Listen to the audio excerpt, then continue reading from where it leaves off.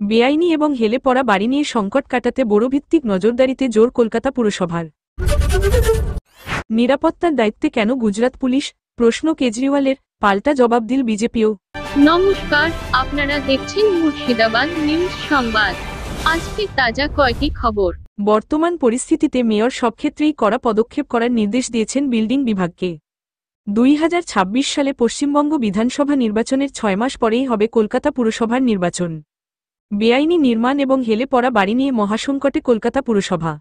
গত প্রায় এক পক্ষকাল ধরে কলকাতা শহরের নানা প্রান্তে বেআইনি নির্মাণ সহ হেলে পড়া বাড়ি নিয়ে অভিযোগ আসছে।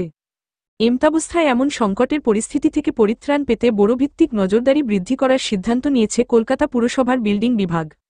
বর্তমানে কলকাতা শহরে 16টি বড় অফিসের অধীনে 144টি ওয়ার্ড রয়েছে। কেন্দ্রীয় অফিস থেকে সব ওয়ার্ডের অলিগলিতে নজরদারি সম্ভব নয়, তাই এই নজরদারির কেন্দ্রীয়ভাবে করাও অসম্ভব। তাই বড় কমিটিগুলিকেই দায়িত্ব দেওয়া হয়েছে যাতে বেআইনি নির্মাণ এবং হেলে পড়া বাড়ি নিয়ে তারা পদক্ষেপ করে। কারণ গত বছর মার্চ মাসে গার্ডেন নিচে বেআইনি নির্মীয়মান বহুতল ভেঙে পড়ার ঘটনায় 13 জনের মৃত্যু হয়েছিল। সেই ঘটনায় কলকাতা পুরসভা তো বটেই, বড় -15 দায়িত্বপ্রাপ্ত ইঞ্জিনিয়ার ও জনপ্রতিনিধিদের দায়িত্ব নিয়েও প্রশ্ন উঠেছিল। বেজায় চাপে পড়েছিলেন মেয়র ফিরহাদ হাকিম, কিন্তু বর্তমান পরিস্থিতিতে এখন মেয়র সব ক্ষেত্রেই কড়া পদক্ষেপ করার নির্দেশ দিয়েছেন বিল্ডিং বিভাগকে। 2026 সালে পশ্চিমবঙ্গ বিধানসভা নির্বাচনের 6 মাস পরেই হবে কলকাতা পুরসভার নির্বাচন। তাই বেআইনি নির্মাণ এবং হেলে পড়া বাড়ি নিয়ে যদি কোনো পদক্ষেপ না করা হয়, তাহলে তা কলকাতা পুরসভার ভাবমূর্তি ক্ষুণ্ণ করবে। সেই কারণেই বড়ভিত্তিক দায়িত্ব বণ্টন করা হয়েছে। যদিও কলকাতা পুরসভার বিল্ডিং বিভাগের এক শীর্ষ আধিকারিক জানিয়েছেন, সারা বছরই আমাদের বড় কমিটির দায়িত্বপ্রাপ্ত ইঞ্জিনিয়ারেরা বেআইনি নির্মাণ এবং বিপজ্জনক বাড়ি নিয়ে ওয়ার্ডে ওয়ার্ডে সমীক্ষা করেন। এটা কলকাতা পুরসভার কাছে কোনো নতুন বিষয় নয়, তবে যেহেতু বেশ কিছু অভিযোগ উঠতে শুরু করেছে, তাই সেই কাজে গতি বাড়ানোর নির্দেশ দেওয়া হয়েছে। গত বছর মেয়রের বিধানসভা কেন্দ্র কলকাতা বন্দরে বেআইনি নির্মীয়মান বহুতল ভেঙে পড়ার পর কলকাতা পুর প্রশাসনের উপর চাপ তৈরি হয়েছিল। গত কয়েক সপ্তাহে বাঘাযতীন, ট্যাংরা, অ্যান্টালি, কসবা এবং ভবানীপুর থেকে একের পর এক বাড়ি হেলে পড়ার অভিযোগ এসেছে।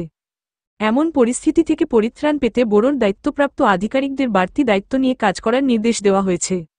কলকাতা পুরসভা সূত্রে খবর, বাঘাযতীনের বহুতলটি হেলে পড়ার পরে সমীক্ষা চালিয়েছিলেন পুরসভার ইঞ্জিনিয়ারেরা। তাতে দেখা গিয়েছে, বাড়িটি একটু হেলে পড়লেও তাতে আশঙ্কার কিছু ছিল না। কিন্তু ওই বহুতলের 2টি ফ্ল্যাট তখনও অবিকৃত থাকায় মরিয়া হয়ে উঠেছিলেন প্রমোটার সুভাষ রায়। বাড়িটি সামান্য হেলে থাকায় ওই ফ্ল্যাট 2টি বিক্রয় হচ্ছিল না বলেই জানিয়েছেন স্থানীয়রা। তাই নিজ উদ্যোগে বহুতলটি সোজা করার বন্দোবস্ত করেছিলেন ওই প্রমোটার। অপরিকল্পিতভাবে আবাসনটি সোজা করতে গিয়েই ঘটে বিপত্তি, যার কারণে বাড়িটি অনেকটা হেলে পড়ে। সেই ঘটনা জেরে বাড়িটি সম্পূর্ণ ভেঙে ফেলার নির্দেশ দেওয়া হয়েছে।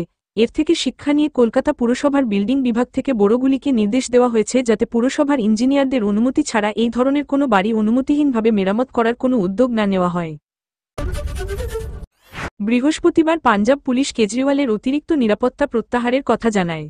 শনিবার দিল্লির প্রাক্তন মুখ্যমন্ত্রী অভিযোগ করেন, দিল্লি থেকে পাঞ্জাব পুলিশকে সরিয়ে গুজরাট পুলিশ মোতায়েন করা হচ্ছে।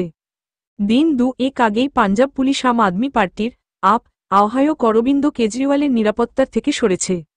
পাঞ্জাব পুলিশের ডিজি জানান, নির্বাচন কমিশনের নির্দেশেই এমন পদক্ষেপ। সেই আবহে এবার কেজরিওয়াল দাবি করলেন, তার নিরাপত্তার দায়িত্বে নাকি গুজরাট পুলিশকে রাখা হয়েছে। তার প্রশ্ন, এমন পদক্ষেপের উদ্দেশ্য কি? বৃহস্পতিবার পাঞ্জাব পুলিশ কেজরিওয়ালের অতিরিক্ত নিরাপত্তা প্রত্যাহারের কথা জানায়।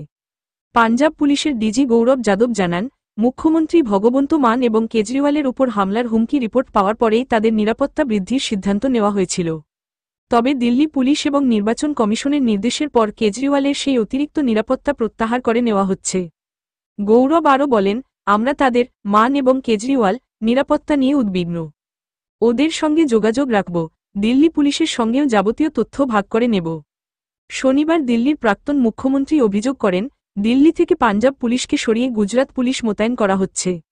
কেজরিওয়ালের প্রশ্ন নিয়ে শোরগোল শুরু হতেই জবাব দিয়েছেন গুজরাতের স্বরাষ্ট্রমন্ত্রী হর্ষ সাংঘভি। তার জবাব, নির্বাচন কমিশন দিল্লির ভোটের জন্য অন্যান্য রাজ্য থেকে পুলিশ চেয়েছে, তবে কেজরিওয়াল শুধু কেন গুজরাতের নাম নিলেন? কেজরিওয়ালের উদ্দেশ্যে হর্ষ বলেন, আমি বিস্মিত আপনি নির্বাচন কমিশনের নিয়ম জানেন না দেখে। কমিশন শুধু গুজরাট নয়, বিভিন্ন রাজ্য থেকেই পুলিশ চায়। তাদের অনুরোধেই গুজরাট থেকে 8 কোম্পানি এসআরপি বাহিনী পাঠানো হয়েছে।